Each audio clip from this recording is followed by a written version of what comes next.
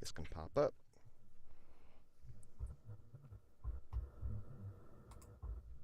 Come on.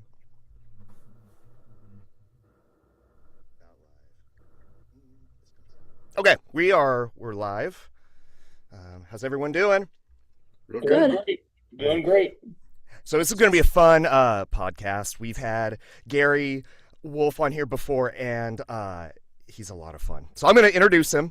Here's my intro. He goes, tonight's guest is the man who opened the door for Toontown. Before Roger Rabbit was framed, before Eddie Valiant stepped into the impossible world where humans and toons shared the same streets, before one of the most beloved and groundbreaking films in movie history brought Mickey Mouse and Bugs Bunny, Donald Duck, Daffy, Betty Boop, and the whole kind of universe of animation together on screen, there was a writer with a wild, brilliant idea. So, Gary Wolf, thank you for being back, and who was the creator of Roger Rabbit, and among more things. But I got to tell you that intro was better written than any of my books. no, no. Thanks. I'll take the compliment, though. No problem. How's everyone else doing? Very Good. well. All right. We know Ashley's under the weather, but she's a trooper for being here. And we have Greg Zayak, who you may have, if you're listening in, you may have known that Greg has been on the cast a few times. And every Friday night, we go through his massive Disney collection of fun stuff. And so that's been an awesome thing. But all right, well, let's. Where do we start? What do you all think? Our typical question is, and I know this might be a repeat question to Gary, but our standard opening question is, hey, Gary, what got you sort of into what made you fall in love with Disney or something like that? Well, I have an answer for that. And it goes back to when I was in the second grade. I grew up in a very small farm town in Illinois called Earlville. I was a city boy. Well, if you can call Earlville a city, there were only 1,400 people. I didn't live on a farm. My father owned the pool hall. My mother worked in the school cafeteria. But it was a small farm town. And in the second grade, our teacher gave us a picture and told us to take it home and color it. And the whole object of that lesson was to stay inside the lines, and that was the only thing that was required, stay inside the lines. So I took it home and I got out my coloring crayons and I started coloring. And I mean, I knew I was gonna ace this test because nobody was better at staying inside the lines than I was. So I looked at that picture and it was a kind of a typical scene that I saw around Earlville. It was a farm town, a farm scene. There was a farmhouse, a barn, there was a meadow, a fence, and one cow standing by itself out in the middle of the meadow. So I colored the farmhouse yellow, which is the color farmhouses were in Earlville. I colored the barn red, the meadow green, the fence brown. I come to the cow, and I'm looking at that cow all by itself out there in the middle of that meadow, no other cows around. And my mother had always told me that when people are all alone, they get sad, they get lonely, they get blue. So I said, works for people, must work for cows. So I colored that cow blue. Next day, I turned that picture in, and the day after that, the teacher passed them all back except mine. And she said, Gary, she said, come up here to the front of the room. And I came up to the front of the room. She said, now face the class. And I had this big grin on my face. I stayed inside the lines better than anybody. And so she held this picture up over my head. And she said, class, look at this stupid, stupid picture. She said, everybody knows cows are brown, cows are black, cows are white. Sometimes cows are brown, black, and white, all three. She says, there is no such thing as a blue cow. She says, Gary, don't ever do anything that stupid again. Whoa. She called my mom. Wow. My mom had to go to school, which was a big deal for my mom. And the teacher told her, she said, I think there's something wrong with Gary. He's coloring a cow blue, and there is no such a thing. So that night, my mom and my dad they called me into the living room and they sat me down and they said to me, Gary, and my mom said, I have to go to school today. She said, why did you color a cow blue? And I said, Mom, it wasn't me, it was you. You were the one who told me. If people are all by themselves, they get sad, lonely, and blue. So That makes I figured sense. it works for people, it must work for cows. So I colored the cow blue. So my mom and dad said, you go outside and play for a while. We have to talk about this. Now you have to realize, I mean, these were children of the Depression. My father had to drop out of school in the third grade to go to work. My mother had to drop out of school in the eighth grade to go to work. So these were not what you call well-educated urban liberals. I mean, these were hardscrabble working folk. And I really, even as a kid, I didn't know how this was going to turn out. So after about 10, 15 minutes, they called me back in, sat me down. My mom looked at me and says, Gary, says, next time you want to color a cow blue, you go ahead and color a cow blue. She called my teacher, says, next time he does something like that, you let him. He's creative. Yeah. Exactly. So a week later, I got another assignment from the same teacher, and she said, all right, I want you all to write a one-page essay on what you did over your summer vacation. And, the kids are right now, I went to Starved Rock State Park. I went to Chicago to the Museum of Science and Industry. I went to Wisconsin Dells. And I wrote one page about how I went out into my backyard and I used 2 boxes, some string, a couple of cans, some tin foil, and I built a rocket ship and flew to the moon. I thought so. And That's awesome. She passed that paper back to me and said, well, that must have been an interesting trip. And that's how it all started. I love it. You said this is Orville, right? You're talking California. Earlville, Earlville. Oh, I thought it was Oro. Okay, because I was going to say I've been through there the other day, but it was probably a different place. Well, in California, yeah. I mean, it's I live in Red Bluff, so I'm way up there. This is Illinois, and to show you how things come around, if you just stick with them long enough. Now, when you go to Earlville, and everyone should make a trip, it's like a whole pilgrimage. But when you do go to Earlville and you enter town on Route 34, there is a big billboard outside of town that says, welcome to Earlville, boyhood home of Gary K. Wolf, creator of Roger Rabbit. That's awesome. What an honor. Yeah. That's cool. That is really cool. Hey, Greg, what do you want to, since Greg is here, and Ashley, you guys got all this time in the world. We're not paneling it off everywhere, so feel free to ask questions. And it's so weird not having like 50 of us on here. Yeah, exactly. This is nice. So there's all these questions I want to know because I love Roger Rabbit, and I already know some of your stories because you've been on here once, and even before that I love watching your interviews because all the stories you share are awesome. So I don't know where to start. So maybe, Greg, do you have a question of... How did you come up with the characters that are in the movie? I mean, they're sure. basically your story. Well, yep. So, after I was out of college and I had gotten married. I was writing advertising and I started writing poetry to my wife. It was pretty doggerel verse, and I had a lot of fun doing it. So I thought, I should start writing short stories because I've always been a big fan of science fiction.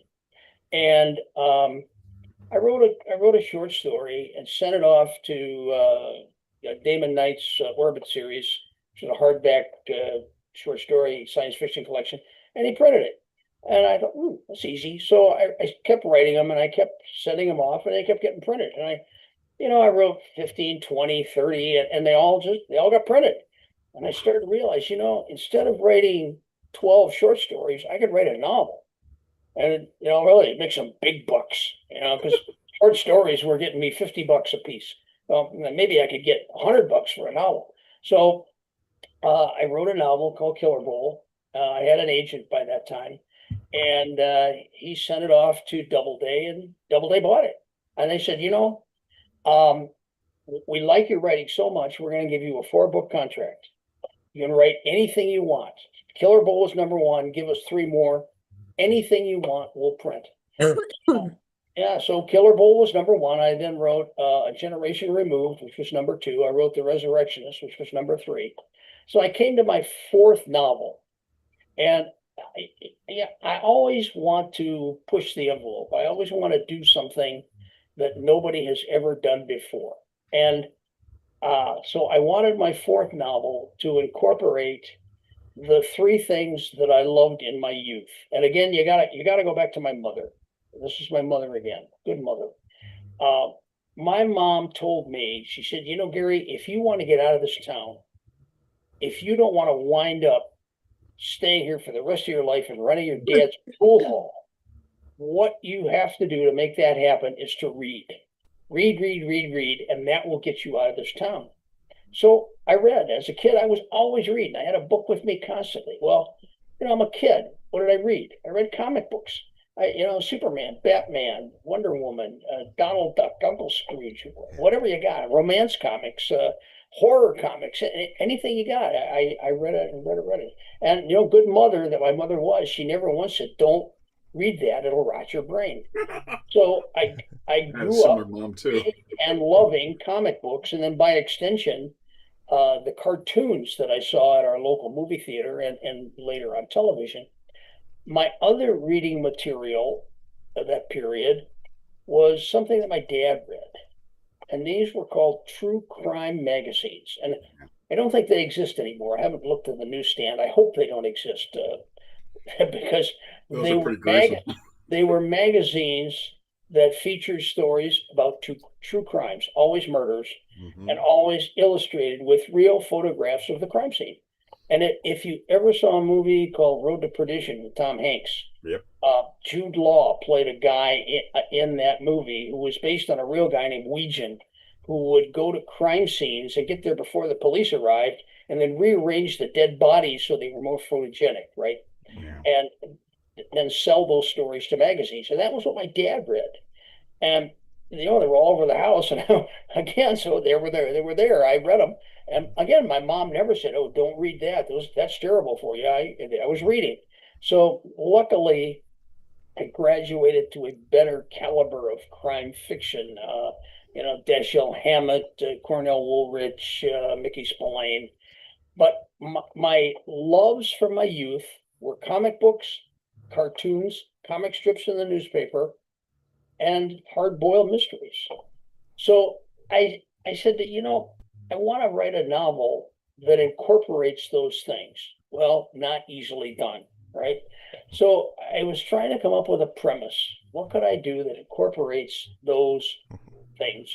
And I was watching Saturday morning cartoons one Saturday morning. For research, I told my wife, just sitting here watching for research.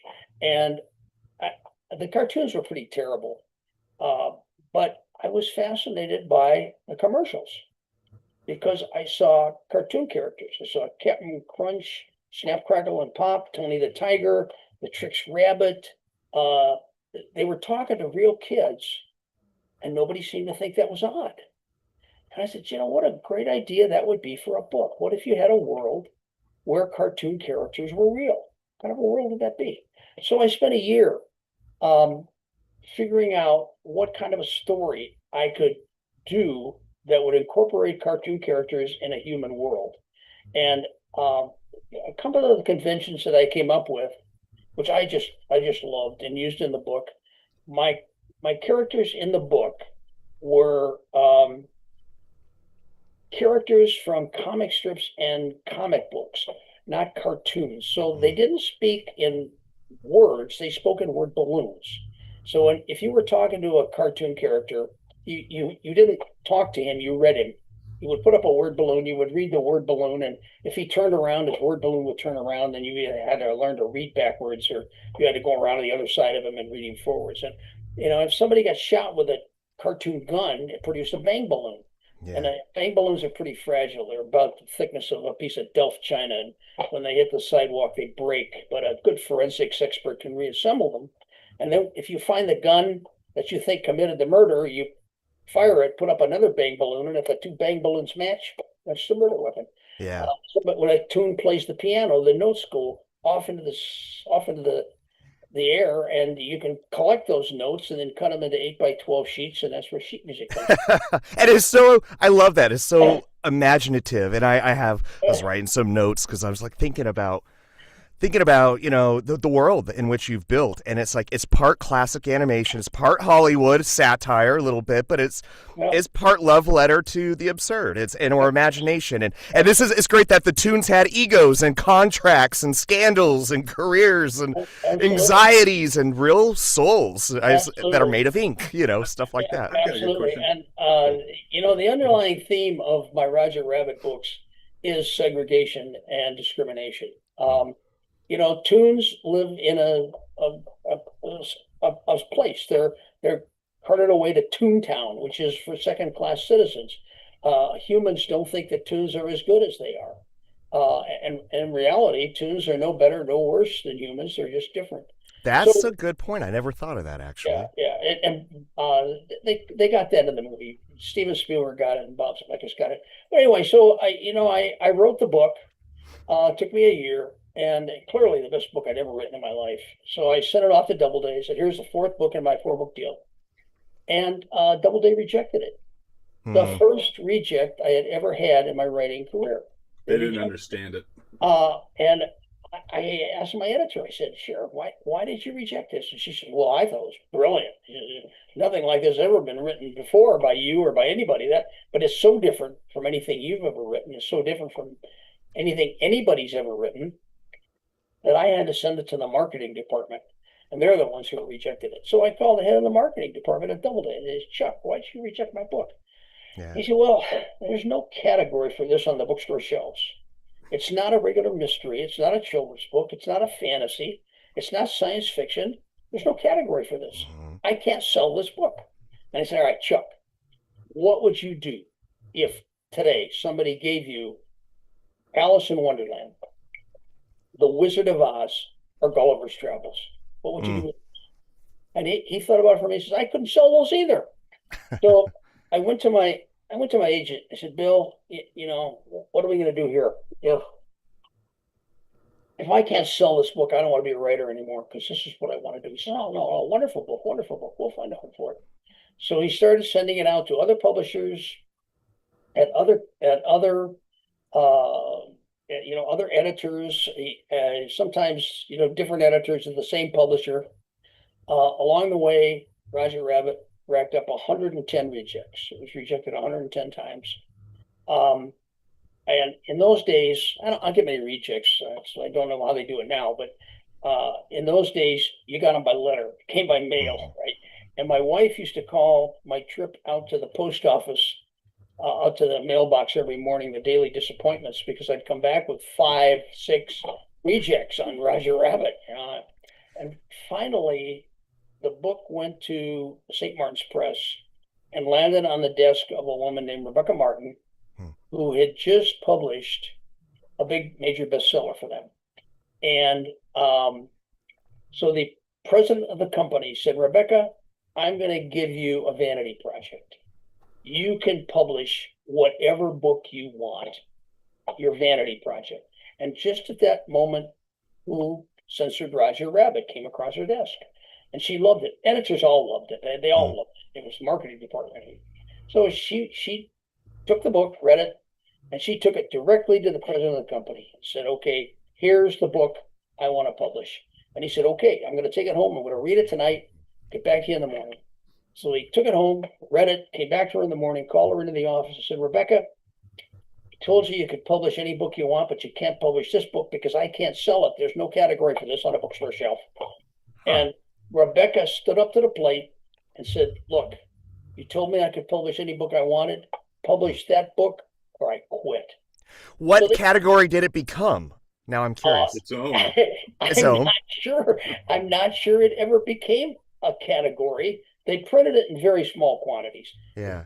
Now, if you go into a bookstore, there is a Roger Rabbit category. You can find Roger Rabbit-like books, but I don't know what category they publish it as because they only printed 5,000 copies, which is nothing. Okay, it's nothing. And people ask me if you had a time machine and you could go back in history and change one thing in your life, what would you change? And the thing that I would change, I would go back to 1981 when that book came out, and I would buy all 5,000 copies because it came out at $2.98. And if you can find a copy today on eBay, it's well north of $500. Yeah. So I would have bought all 5,000 copies, put them in a barn somewhere, come back, and right now I'd be living in Spain, and I wouldn't have to be talking to you guys, right? Hey. Gary, I got a question for you, Gary. You know how protective the Hollywood animation studios are regarding their characters. You know, you've got Hanna-Barbera, you've got Disney, you've got Warner Brothers, you've got all these different studios that all have their animation characters, and they're very protective of their characters. Sure. How did you get them to all come together into this movie? Well, and to be able to accept this? Interesting story. So, first of all, how did I get involved in the movies in the first place? I mean, how did Disney come to me? So, you know, the book was going to come out in 1981. I sold it in 1980, and it was going to come out in 1981 because that's how long it took to publish a book. In that interim, mid 1980, I got a call at home, my home phone, and I answered. The guy says, the other end says, "This is Gary K. Wolf." I said, "Yes, it is." He says, "Hi." He says, "This is Roy Disney with the Walt Disney Company." Whoa. Right, Roy Disney calling me at home. That's going to happen. Who is this really? It was one of my friends, you know, having me on, and he says, "No, it's really Roy Disney. And I read your book, and I wonder if you'd be interested in letting Disney turn it into a movie." Well, the book hadn't come out yet. I said, "Yeah, right. How did you get my book?" And it turns out that somebody at St. Martin's Press, I never found out who, and I desperately tried because I wanted to kiss her or him full on the lips. Somebody sent a copy of the manuscript to Disney and said, "Hey, we're going to publish this book, and we think you'd like it." And it turns out they did like it, and they did see it as being the perfect movie for them. You know, in those days, Disney was not the megalith, gargantuan studio that it is today. They were making kind of second-rate movies that were meant to be the second half of a double feature, and soon there were going to be no double features, so they were going to be out of business. They had made The Nutty Professor, Flubber, Herbie, the Black Cauldron, the Black Hole, and the Black Cauldron disappeared down the black hole. So they were desperately in need of a mega hit. They'd been offered Jaws, they turned it down. They'd been offered Star Wars, they turned it down. Oh, whoa. Yeah, they needed something, and they saw this as being the movie that would catapult them back into the upper echelons of studio relevance. And I honestly, I didn't think that anybody could make this book into a movie. It was just, for the same reason that there was no category for it, there was really no category for this kind of movie. It was too weird, too bizarre. I didn't think they could do it. And if they did do it, I didn't think they'd do it right. But, I am a writer, and that's how I make my living. And they did offer me more money for the rights than I'd made on everything I'd written up to that point put together. So I said, "Yeah, go ahead and try."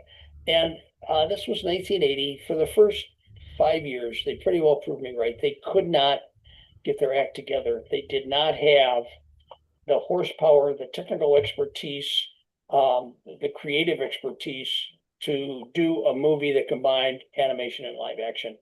And after a time, it got so laughable that Roy Disney came to me and said, "Hey, look, we're not having any luck making this as a live action animated movie.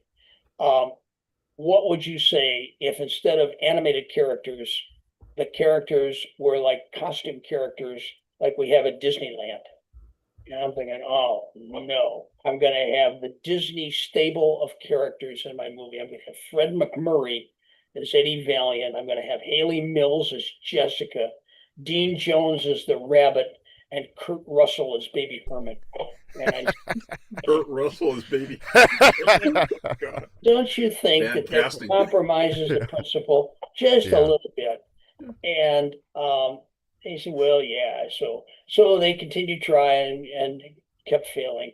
And, admittedly, from 1980 and 1985, when they were trying, a lot of the technology that we wound up using in the movie did not exist. Yeah. In fact, a lot of the technology that we used in the movie was invented for the movie. So It always happens in I'm Hollywood. not sure Some that movies are that if way. one other thing had not happened, that they ever would have made the movie. But in 1985, a couple of things happened. Roy Disney got kicked upstairs, and he got replaced by a guy named Michael Eisner. And Mike brought with him a guy named Jeffrey Katzenberg. Mike and Jeff had produced a string of box office successes at other studios. They came in and they threw out every project that Disney had going, except for one, Roger Rabbit. And they said, this is the movie that we have to make this movie. So they did something that nobody at Disney had ever done up to that point. They brought in an outside producer to produce a Disney movie. And the guy that they brought in was some little known guy. You've probably never heard of him. His name's Steve Spielberg. Oh, that guy. Yeah. Oh, him again. So Steve Spielberg comes in, and to get to your question. This is a long roundabout way to get to your question. What kind of a difference does Steve Spielberg make when he's producing your movie? All right. In 1982 or 3, Roy Disney went to Warner Brothers and said, hey, we're making this live action animated movie, and it's going to have people and cartoon characters. We would like to have Bugs Bunny do a cameo. Wow. And he'll come out, he'll say, what's up, Doc? He'll bite a carrot, and he's off. No, how about that? And Warner Brothers looked at Roy Disney and said, get lost. There's no way that Bugs Bunny is ever going to be in a Walt Disney movie. That's just never going to happen. So in 1986, when Steve Spielberg went over to Warner Brothers and made the identical request, same exact request, can we have Bugs Bunny for a cameo? Warner Brothers said, of course, Steve. Yeah, of course you can have him. What about Porky Pig, Wile E. Coyote, the Roadrunner, Tweety Bird, Sylvester, Yosemite Sam? Hey, take them all. So Steve Spielberg walked out with all of those characters. And the only requirement was that Bugs Bunny, being a cartoon superstar, I think he had an agent too, but he definitely had a contract. And in his contract, it specified that Bugs had to be in every scene with Mickey Mouse. You could not have Mickey Mouse in a scene without Bugs because they were co-equal superstars. And they had to be together. And they also had to have the exact same number of words of dialogue. So if you watch the movie again, you will see that Bugs is in every scene with Mickey. Actually, there is a scene where Bugs is in a scene, is on screen without Mickey. So Mickey didn't have quite the powerful agent that Bugs did. So Bugs was on screen without Mickey, but Mickey was never on screen without Bugs. But no upstaging, Mickey or Bugs, neither one of them had a certain power over the other one. Yeah, and it got to be a real problem for the animators because they were intent on making everything specific to the era. So they wanted to use the 1946 Warner Brothers characters. And, if you're a student of animation, you know that the look of animated characters changes through the years. Bugs doesn't look anything today like he looked in 1946. He has a much different look. None of the characters do. Mickey Mouse doesn't. Donald doesn't. None of them do. But the animators were intent on using the 1946 versions of the characters. Warner's insisted that we use the 1986 versions of the characters. And so the animators, clever little devils that they were, did two versions. They did one with the 1986 Bugs and one with the 1946 Bugs. They showed the 1986 version to Warner Brothers, and they put the 1946 version in the movie. Wow. It somehow worked, though. I agree. Warner's did not realize that it was going to be the 1946 Bugs until they actually saw the movie. Yeah. And they exploded. they were going to sue Disney, and I can't Wow. do this. Oh. But the movie was such a success that suddenly Warner's realized, hey, we're sitting on a gold mine here. We can start making 1946 Bugs Bunny dolls. Yeah. And Bringing those characters back to life. That's smart. Yeah. yeah, one other interesting thing. There's something called gags in the margins that animators do. And film goes through a camera at 24 frames a second. Animators learned very early on in animation that they could screw around with 6 of those 24 frames. So that's 6 24ths of a second, and nobody could see it. I know where this is going. So they would put little gags in the margins, and the only people who ever saw it were the projectionists in the movie theaters, and they would very often cut them out and keep them, but nobody ever saw it. Those rascals. In every Betty Boop cartoon that Fleischer ever did, whenever Betty Boop says, hey, boop boopy doop, the front of her dress falls down. Yeah. Right? He puts it back. So they wanted to put a gag in the margin to show what they thought about Warner Brothers. And so the gag that they wanted was when Bugs and Mickey are coming down in the parachute, they wanted Mickey to give Bugs the finger. Okay? Whoa, no way would that fly. No way would that fly.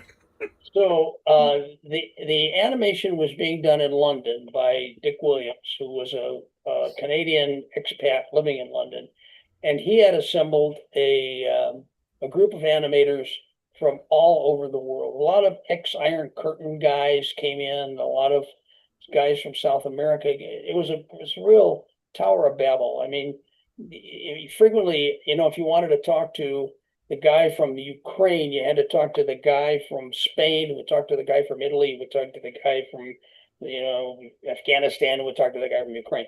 So I don't know who actually got this assignment, but it went through 3 people before he finally got the assignment. And when the movie finally came out and we looked at it, we realized that it was like that old gag on the telephone where everybody talks, and by the time it gets to the last person, it's totally. Yeah. He had totally misinterpreted it. And if you look at the movie, and now you can look at it frame by frame on a DVD. If you look at the movie, you will see that instead of Mickey giving Bugs the finger, it is Bugs giving Mickey the finger. Which is exactly the wrong message.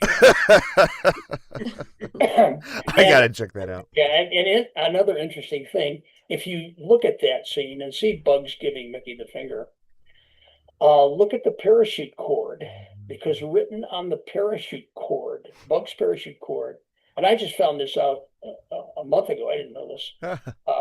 Written on Bugs' parachute cord are the words "Ringo is the walrus." Animation humor, okay? Animation humor. So somebody asked where I came up with the characters.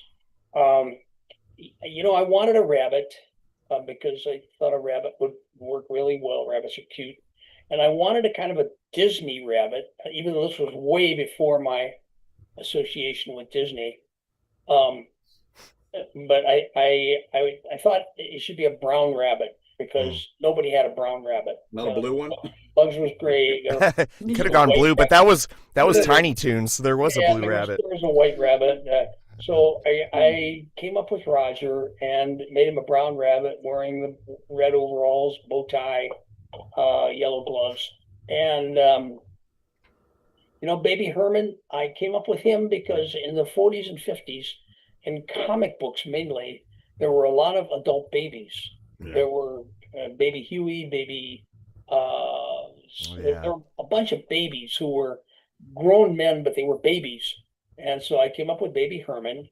And then I had to do Jessica. Well, in my hometown in Earlville again, through some genetic quirk, the boys outnumbered the girls by 35-1. Oh my God! Oh, whoa! Yeah, so good luck getting a date if you're the president of the Checkers Club, right?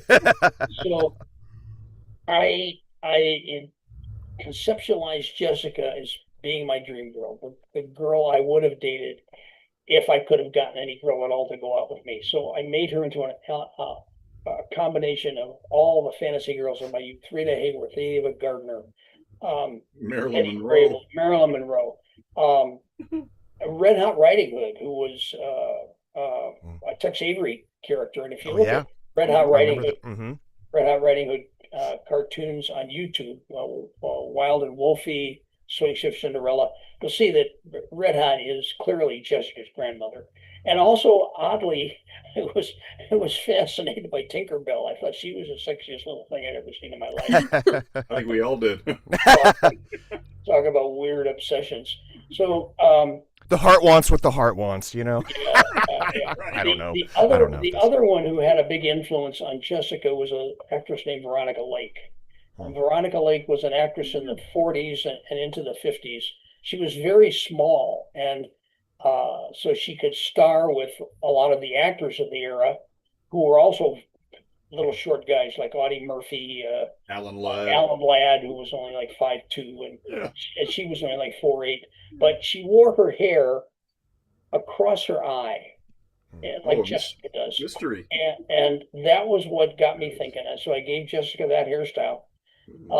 As a side note, women of the era, of the 1940s era, were so taken with Veronica Lake's hairstyle that they all started wearing their hair like that over one eye.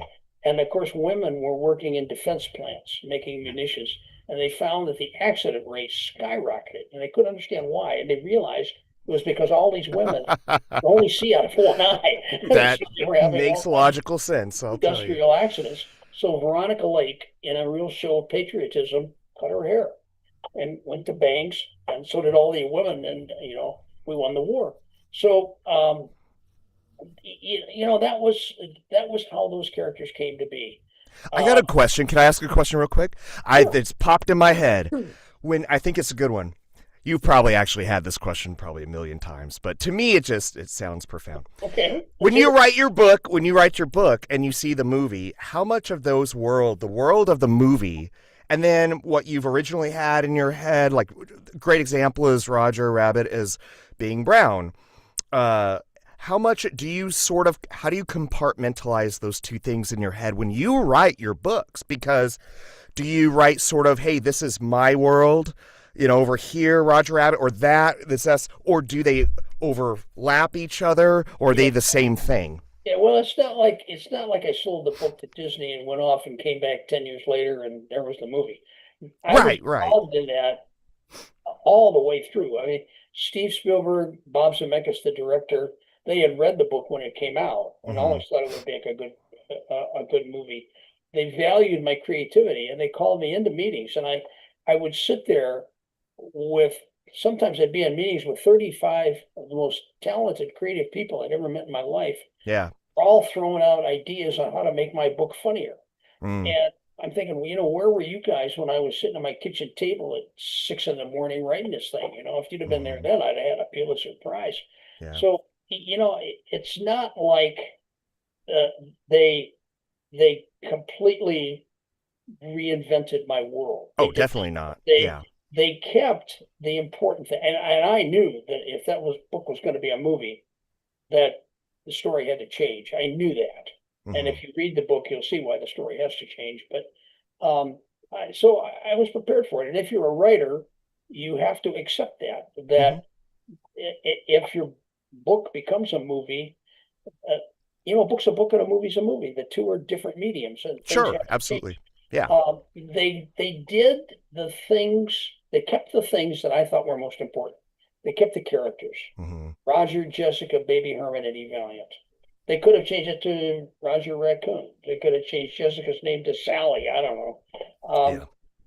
But they didn't. And they kept what I consider to be the most important concept of all, the fact that there's a world where cartoon characters are real. And those are all mine. And what you do with it in a context, it's a story. And it's no better, it's no worse than the book. It's just a different story. Well, yeah. I don't mind that. And, I've learned to accept it. Well, Gary, with the variety of characters that you have in your book, as well as in this in this classic Disney movie, uh, were you involved with the casting director as far as picking who the stars were they're going to be playing these iconic roles? Um, I yes, mean, actually. I mean So Eddie Christopher Valiant, Lloyd, Bob Eddie Hoskins, my Valiant God. was Eddie Valiant was my prototypical private eye, and I I named him after Eddie. I named him Eddie after my father, to thank him for all those truly horrid crime magazines he got for me when I was a kid. And when we started casting for Eddie, uh, Disney, nobody was sure. Again, I have category problems. Nobody was sure if this was going to be a children's movie or an adult movie.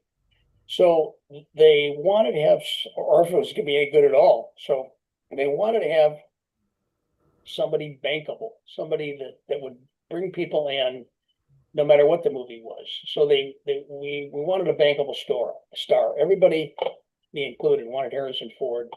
But when he found out it was going to be 5 years, he said, "No, I can't do that." We went to Paul Newman, same thing. Uh, so we started talking to different actors, and finally, we found an actor who everybody said, "Yeah, this is a bankable actor, and he would make a great Eddie Valiant." So we hired him, and that, of course, was Bill Murray. Yeah. So Bill Murray was Eddie Valiant, and it became obvious right off the bat that Bill Murray was not going to work out. I mean, Eddie Valiant was the one that had to convince the audience that the rabbit was real. And Bill Murray himself didn't believe the rabbit was real. He kept doing double takes. "Oh, you're a talking rabbit. What are you?" So they fired him, bought him out of his contract, $1 million, and Whoa. kept looking. So finally, they found someone who was equally bankable, and they said, "All right, here's our Eddie Valiant," and that, of course, was Eddie Murphy. So now we've got a black Eddie Valiant, which is fine. But we are rewriting the script to make Eddie Valiant funnier than the Toons. So that's not working either, right? So Eddie Murphy gets bought out. He gets $1 million and a Ferrari. Right? In the meantime, It was over a on the other long way side to of work growing Hollywood, up. yeah, on the other side of Hollywood, Brian De Palma is making a movie called The Untouchables, and he really Oh wants yeah. Bobby De Niro to be Al Capone, but De Niro is not available. So he hires a British guy named Bob Hoskins to be Al Capone. And about 2 or 3 weeks into the shooting, Bobby De Niro calls De Palma and says, "Hey, I finished early. I can be Al Capone." So Bob Hoskins now has $1 million and nothing to do, right? So they said, "Let's get Bob Hoskins in and have him read." And I said, "Oh, Jesus, Hoskins." I said, I love the guy. I've seen all of his movies, Long Good Friday, Mona Lisa. He's a fantastic actor, Yeah. but he's British. And he's not just British, he's Cockney British. I mean, he's never going to be able to bring off an Yeah, American but they can accent. hide those accents. So I mean, so he came in, Bob came in and was standing on a bare stage yeah. and reading lines with nothing around him in a perfect American LA private eye accent. Mm-hmm. And he made you believe that rabbit was real. Yeah. And as Especially the kissing scene. as the movie as the movie went on, I realized that Bob Hoskins was the one who made that movie a success. He convinced the audience that rabbit was really there. People ask me if I have any regrets about the movie, if there's anything I would change about the movie. I have one really big regret. My one really big regret is that Bob Hoskins didn't even get nominated for an Academy Award for that movie. And he did the best job of acting that I have ever seen anyone give before or since. To show you what a trooper he was, when he gets thrown out of the Ink and Paint Club by the gorilla, he goes sailing through the air, and he's on wires, of course. But at the end, they drop him, and he drops on boxes, which was supposed to cushion his fall, but didn't. And he broke 2 ribs. So we thought, oh God, we had to take him to the hospital. He got taped up, and we thought, well, there goes production for 2 months. Came in the next day, taped up, oh, ready to go. And I mean, that's just the kind of trooper he was. At the end of the movie, Bob told me that he could see the rabbit. the rabbit was absolutely real to him. And I saw him later when he was making Mermaids in Boston with Cher and Winona Ryder. And I said, "Hey, how's the rabbit doing? You still seeing the rabbit?" And he said that his son was really ticked at him because his son felt that the rabbit was getting more attention than he was. And Bob said it took about 6 months before the rabbit finally disappeared. Sort of like Jimmy Stewart and Harvey. A little bit, yeah. Yeah. So, I was involved with all of that. Kathleen Turner, Kathleen was interesting because I had met her earlier when she was on a tour with Bob Zemeckis for Romancing the Stone. This was way before I'd even written Roger Rabbit, but I met her and I fell in love with her. She's just a sweet, wonderful woman. And when Bob Z said, "Hey, how about Kathleen Turner for the voice of Jessica?" I said, "Absolutely." Well, she recorded her lines before there was actually any animation. I don't even know if we had finalized Jessica's look when she read her lines. And so she didn't know if that movie was going to be good, bad, or whatever. So she did what James Earl Jones did when he voiced Darth Vader in Star Wars. She did the voicing without screen credit. There is no screen credit for Kathleen Turner in that movie. Yeah, and she figured, well, what James Earl Jones figured, if the movie's a dud, I'll Nobody knows who I am. just disavow it. If it's a smash success, then I'll come out and I'll be the mystery voice who did Jessica Rabbit. Well, when it came time to sing the song, Kathleen couldn't sing the song, and she was quite pregnant at the time, and whether she didn't have the voice control, breath control, whether she just can't sing, I don't know, but she couldn't sing the song. So Steve Spielberg was there with his wife at the time, Amy Irving. And Steve said to Amy, "Hey, you sang in Yentl, why don't you give it a whack?" And I said, "Steve, there's no way that Jessica's going to have one voice when she talks and another voice when she sings. I wouldn't even know." So Amy Irving sang the song. And Amy Irving took screen credit. So if you sit and watch the credits, which run on for longer than some movies did in 1950, you will see Amy Irving singing voice of Jessica Rabbit. And the voice of Roger, we were filming in London. We were filming in London because Steve likes the food there. Go figure. No, that's not true. He does like the food there, but we filmed in London because they had 3-story sound stages at Elstree Studios, which they didn't have in the United States. They do now, but they didn't then. And the top level were the sets. The second level were the puppeteers who were manipulating the real objects that were used on the set. And then on the bottom level were video monitors, and that's where Bob Z, the director, was. And he was looking at the video monitors with animators who were then drawing over the video monitors so he could see how the animation and live action came together. But we were in London doing this, and we had heard that there was an American comedian who was performing in London. So we went to see his show, and it was Charlie Fleischer. And we were still looking for a voice of Roger Rabbit. And Charlie did a routine of Donald Duck having an orgasm. That sounds like him. That's of everything I've seen about Fleischer. He's We looked at each other and said, you got the Toon Weasels and Benny the Cat. I mean, he did those voiceovers too. He looked at him and said, "That's Roger Rabbit." So, that was pretty much how the main actors came to be. And obviously the movie was a huge success. Came out. It was the top grossing movie of the year. Made, I think the first year, it made $200 million. Was the best reviewed movie of the year. Was nominated for 4 Academy Awards and won them. As a result of that, I got a movie deal with Disney to write another movie. My sequel novel, Who Plugged Roger Rabbit, I actually had 10 publishers bidding on it. Whoa! And of those 10 publishers, all of them had rejected the first novel once, Three of them had rejected the first novel twice, and one lucky devil had rejected the first novel 3 times. So there's that. But one story I want to tell you. Sure. They premiered the movie at Radio City Music Hall, and in New York City. So I didn't have to go to LA. So I went to Radio City Music Hall, and I was sitting in the VIP section in the first balcony, and I had on my left I had Kathleen Turner, and on my right I had Amy Irving, and I'm sitting here between the two most beautiful women in the world, and I'm thinking, I'm about to see my movie all the way through, and they were still working on this movie up to 2 weeks before it came out, so I'd never seen it all the way through, and I'd never seen my credit. Said, I'm going to see my credit. I'm going to see my whole movie all the way through. I'm sitting between these two beautiful women. I said, life just doesn't get any better than this. And then, by God, life got better because Kathleen put her hand on my leg and whispered in my ear, says, Carrie, are you excited?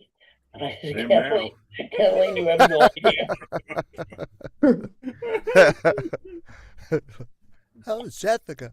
Yeah. Hey, so this is interesting to me. And it's funny, when I was a kid, so I told you, when I was a kid, I saw the movie once or twice earlier, but then when I rediscovered it as like a 10-year-old, would go to all kinds of flea markets to find anything Roger Rabbit. I just wanted anything Roger Rabbit.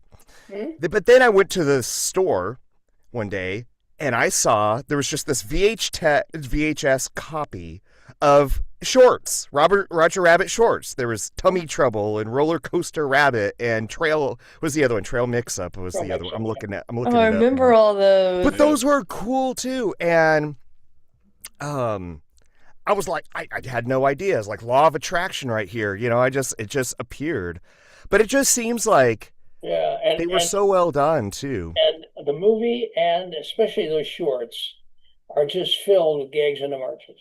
Yeah. There are gags in the margins all through them. And if you go to my website or go to my Facebook page, my website is www.garywolf.com. Message me on my website, and I will send you a list of all the gags in the margins. Oh, wow. You can sit there with your hand on the freeze button, and you can see all of the funny gags. And in the cartoons, there are hundreds and hundreds of them.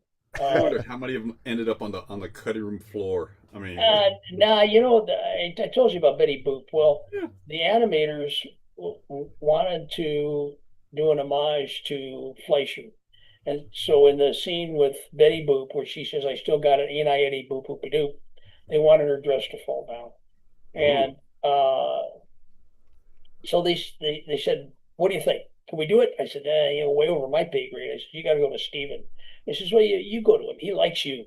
So I went to Steve and I said, hey, I explained the background and how it's kind of a tradition and nobody's ever going to see it. And I said, can they do it? And he said, okay, they can do it. So I went back. I said, okay, Betty Boop's in. So then they came to me a couple of days later and said, hey, can we do more? So I went back to Steve and I said, can they do more? He said, yes, they can do more, but nothing R-rated, nothing X-rated, nothing worse than PG-13. Yeah. So I said, okay, you can do more, but keep it clean, guys. Yeah. And so the movie is filled with them. In the scene where Eddie Valiant is in the restroom in Toontown and there's no floor, if you freeze frame that, you'll see a gag in the margin. Written on the bathroom wall, it says, for a good time, call Snow White. And underneath that is Michael Eisner's home phone number. Okay. So, the whole movie is Man, Jess Harnell did. I just remember this. Jess Harnell did a lot of Roger's voices for various things. He was good too. I like Charles. Charles brought a sense of edginess. But Jess did a good job. About the main character. Charles was incredible. And, people think that Jessica, the character, was modeled after Kathleen Turner because she looks kind of like Kathleen Turner, but that's not true. Kathleen voiced Jessica long before there ever was an actual physical Jessica. people also think that Roger was based on Charlie Fleischer, because if you look at Charlie Fleischer, he looks a little like Roger. Yeah, he does a little bit. Yeah. I got a question, Gary. I mean, how you got Eddie Valiant's, his first name was like a montage back to your dad. The Valiant part of his name, was that a tie back to Prince Valiant, the character? Nobody's ever asked me that question before, and I don't really have an answer for that. I'm guessing that I wanted something that was sort of masculine, Prince Valiant was a big influence on me. I loved Prince Valiant. I loved Queen Alida, his wife, girlfriend. She was just so sexy. So yeah, probably that's where it came from, but I actually don't have an answer for that. I don't know. That's a good question, though. Yeah. That's a great question. Yeah. Thanks. It's very rare that anybody asks me a question that I haven't been asked 1,000 times. But Cool. I feel special. So, you want to, since last time you were on, some things have happened. You've gotten some big things, and maybe I'll let you explain what's happened, which is really cool and exciting. Happened, what all kicked it off was I did a 12-episode TV series set in a jazz club in Toontown. All animated characters, new animated characters, no Disney characters. And ABC and Hulu, Amazon, they were all interested. They all had one question, did I have the rights to use Toontown? Mm. And so I went to my attorney. I said, "Hey, do I have the rights to use Toontown?" He said, "Oh, you got to go to a intellectual properties guy for that." So I went to actually an intellectual properties young woman who was just delightful and very knowledgeable. That question never did get answered, and it's kind of moot today. But instead of answering that question, she read my contract and came back to me and said, you qualify under the 35-year law. I said, "What's that?" And she said, "Well, in 1990s, the songwriting union, the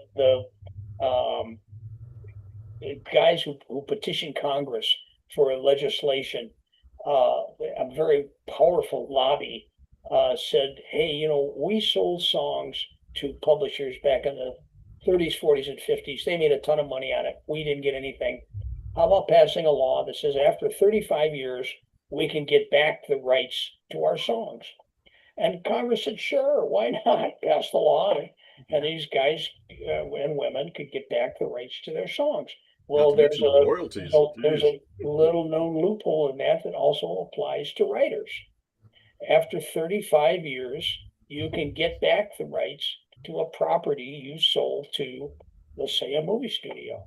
And she said, you qualify under the 35-year law. You can petition Disney and the Library of Congress and get back the rights to Roger Rabbit. And I said, no way. There's no way that could ever happen. Disney's going to fight that tooth and nail. I said, well, they can't. That's a law. It's a law. As long as you adhere to the requirements of the law, you can get the rights back. So I hired an attorney who specialized in this, and there were quite a few requirements. You had to specify the exact day, to the day, 35 years after you sold the rights. And I'd sold Disney a number of rights. I sold them the rights to Who Censored Roger Rabbit. I sold them the rights to Who Plugged Roger Rabbit. The movie came out. There were all kinds of different dates that were floating around. It had to be the exact date, 35 years after I sold them the last property. And so the attorney computed it, and it was June 12th of last year. And so I hired another attorney who also did this work. And I put him to work computing the same thing without telling him the date that the first attorney had come up with. And he also came up with June 12th. So it was a very simple process after that. You write a very simple one-page letter to the Library of Congress saying that in accordance with law, whatever it is, I'm requesting a reversion of rights to Roger Rabbit. Wow. And then you notify Disney, tell them you've done it. And I expected that when I sent that letter to Disney that that the skies would open and Mickey the Sorcerer would start throwing thunderbolts down from Magic Mountain or whatever, but nothing. I mean, Disney realized that that this was a law and that they really were going to lose the rights. They had lost the rights to another property. They had the rights to the Black Stallion, and they lost the rights to that. So they knew that, and they tried. They really tried to get that reversed, and they couldn't. So they knew that this was a fait accompli. So they really did nothing. I had to notify them 2 years before I started the process, to the day, that I was going to do this. And when I did, they immediately notified all their vendors and said, "Hey, stop making Roger Rabbit merchandise. We don't own that character anymore." Yeah. And then the day came, June 12th, and the earth didn't open, the skies didn't rain down, fire and brimstone on me. I got the rights back. So now I am working on new Roger Rabbit projects, working on a TV series, a movie, a bunch of shorts, a lot of merchandise, all kinds of different stuff. Wow. The one piece of merchandise that I desperately want is a Jessica Rabbit pinball machine. It makes sense. That sounds wonderful. Yeah, why not? Yeah, mostly because I want one for my office. Yeah. So, that's ongoing, and that's coming. When that will happen, I have no idea, but I guarantee you 100% it will happen. You need to talk to this toy company called Mondo. They make these awesome killer, like they did a Goofy movie, and they made like Powerline, they made Goofy, like all the stuff, and they sculpt things in such a way. I'm like, one thing is I've always wanted, because I know there's Roger Rabbit action figures and things like that out there, but one that's like really like just the love into it, where it's just looking. I know Super 7 did something not too long ago. Yeah. What I really floated to my producers, what I really would love to do is a line of Toontown edibles. Animate your nights. Oh, that'd be cool. I'll try it. They're really concerned about my family image, so it's probably not going to happen. For no, I'd be like, "Oh, Jessica, how do I love thee?" You just be like one gummy, and you're already there. You're talking like Roger. Well, I think there's a market. Hey, I mean, that's cool, man. I think that's so neat that you have that, because Disney had the rights and things like that, but it's one of those things where I think you can do so much more. It's always Rogers. I've always just missed. I'm like, I would love a new Roger movie. Yeah, realistically, they had those rights for 35 years and did nothing with them. And if we were now looking at Roger Rabbit 10, I would have gone to Disney and said, "Hey, I'm getting the rights back, but I'd like to re-up. Let's do it again." Yeah. See you in another 35 years. But they didn't. And, I don't want to get into why they didn't. It was some political, some creative, all kinds of reasons. Yeah.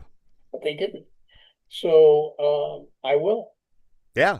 What does that feel like for you to have that kind of like, you have to have that sort of, are you excited? Are you like, does it feel heavy, or I don't know? I am excited.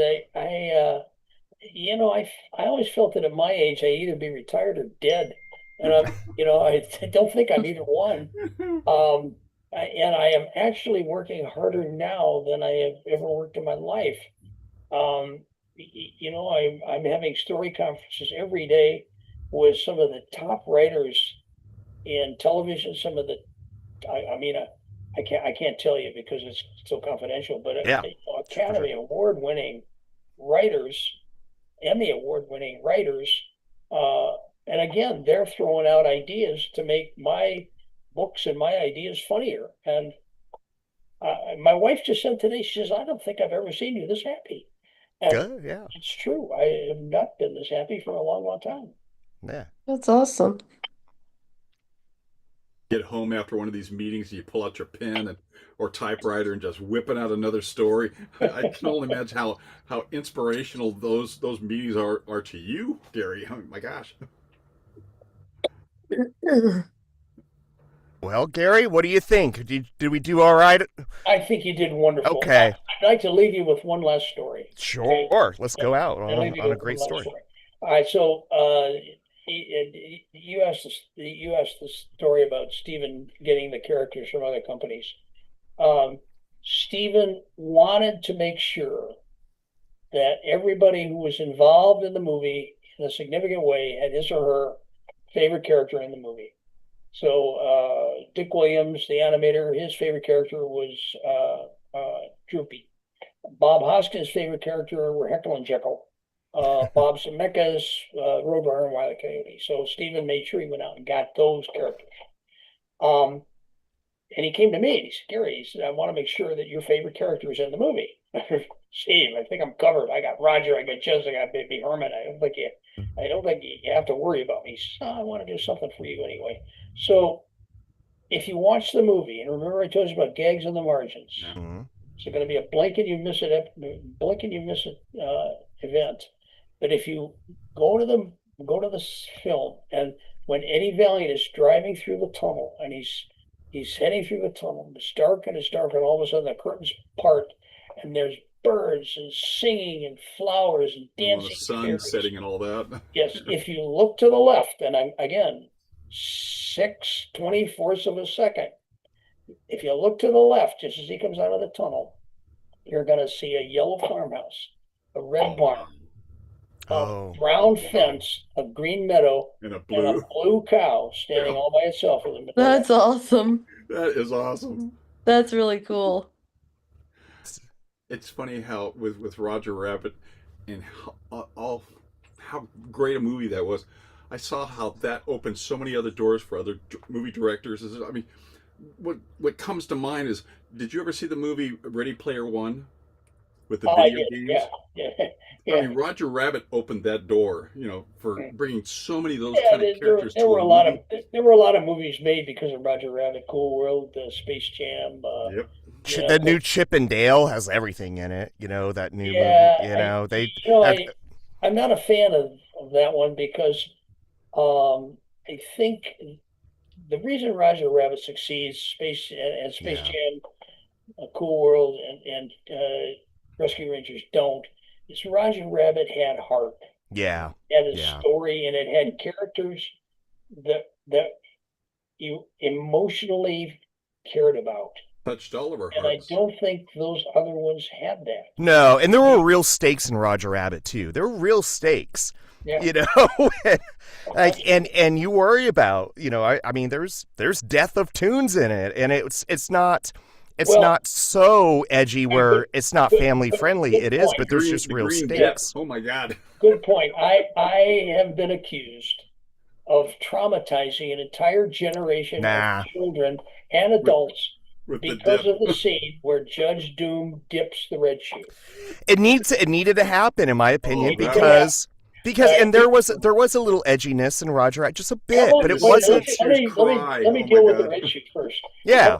Things about that. If you watch that movie as many times as I have, you will notice that it is the red shoe that kicks the police officer in the crotch. So that red shoe is not exactly. I need to go back and watch this again. I know. I'm going to go watch Roger Rabbit tonight. However, there is a group called Justice for the Red Shoe. Oh boy! And really? I have promised that group that in a sequel, I will somehow resurrect the red shoe. So I actually spent a day before yesterday with one of the writers on one of the projects talking about how to resurrect the red shoe. I love that. Justice for the red shoe. I mean, Justice for the red shoe. Hey, that's funny though. That's nice of you to do that. Red shoe deserves it. Yeah, cool. Well, thank you, Gary. Hope you Thanks, guys. this wonderful conversation once It was a again, and lot of thank you fun. for the stories. And would you please come back sometime and Absolutely. be with us Can I again? just give a plug for my website again? Absolutely. That was my next question. www.garywolf.com. You can go there. You can read all about me. You can buy my books, and everybody should buy my books. They are towering works of genius. They're also now out on audiobooks, which That's fun. Oh, that's actually cool. saves me a lot of time, because whenever somebody wanted an audiobook before, they would call me and I would read it to them on the telephone. So this way it saves me a lot of time. But it's www.garywolf.com. Awesome. Toontown fans, come on in. Yeah. Okay, thanks, guys. All right, Gary. Hey, and Gary, you're welcome to head out anytime. I'm going to play our outro done by Caitlin Robrock, the lovely voice of Minnie Mouse, and Okay. I'll screen share that, and we'll take it out, I guess. Well, I got to share it. Let's see. Check this out. Thank you for joining us for another enchanting episode of Sharing the Magic. We have magical conversations that are crafted to your ears. The edutainment show where education and entertainment collide each week. We bring you whimsical interviews with Disney guests who share their magical experiences and reveal how they are woven into the Disney fabric. Don't forget to hit that follow button to stay updated on our latest episodes. Spread the word and let your friends know they can tune in wherever they enjoy their favorite podcasts. You can also connect with us on Facebook, Instagram, TikTok, and X, formerly Twitter, at @SharingTheMagicPod. Until next time, keep sharing the magic and rattle the stars.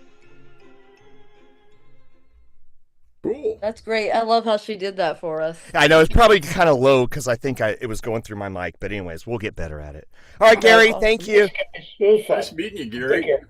All Yeah, right. thank you for your time.